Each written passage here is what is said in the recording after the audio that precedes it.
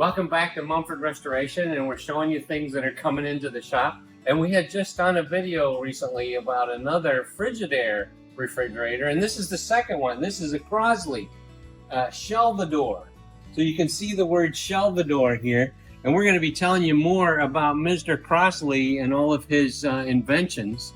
But you can see that the finish of this one has to be completely redone. Of course, we're going to be doing an automotive finish with a heavy clear coat on the exterior, and it'll go to white like that other refrigerator we were showing you.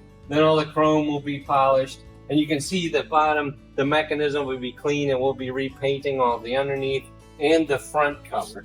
And then this one is so cool because it has what we call the Shelvador shelves, which was a unique invention. This is where the eggs go. This is where the dairy and the bottles, and it has these little wire pieces that fit. So we'll be showing you that as we go along. So now the inside of this one is way better than the other refrigerator we had. This has a lot more detail inside, and it is in much better condition. Again, we need to do the new gasket.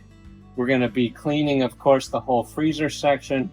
And then we'll be wire wheeling all of the galvanized pieces so that they all brighten up.